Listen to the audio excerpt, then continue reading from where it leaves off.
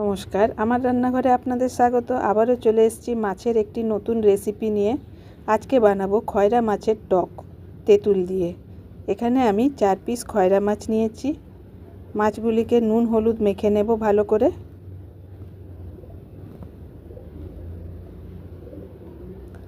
ওদিকে কড়াই বসিয়ে দিয়েছি। এখানে আমি সামান্য একটু তেঁতুল নিয়েছি। তেঁতুলটি জলে ভিজিয়ে নেব, ভিজিয়ে ভালো করে চটকে নেব যাতে তেঁতুলের গাঁটটি ভালো মতো বেরিয়ে যায়। কড়াই গরম হয়ে গেছে, তেল দিয়ে দিলাম। মাছগুলি ব্যাচ ওয়াইজ ভেজে নেব।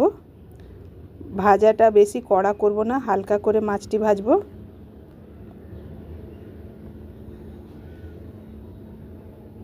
মাছগুলি ভাজা হলে তুলে নেব।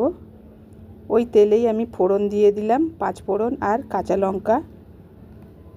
ফোড়ন হয়ে গেলে তেঁতুলের গাঁটটিতে সামান্য হলুদ দিয়ে দেব। একটু নাড়াচাড়া করে নিয়েছি। দিয়ে দিলাম ঝোলের মতো জল, আন্দাজ মতো। দিলাম নুন আর স্বাদ ব্যালেন্সের জন্য একটু চিনি। ঝোলটি ফুটে গেছে।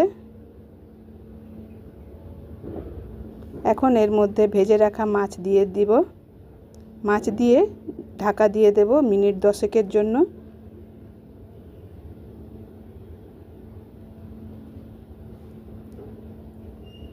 ব্যাস তৈরি আমাদের মাছের টক।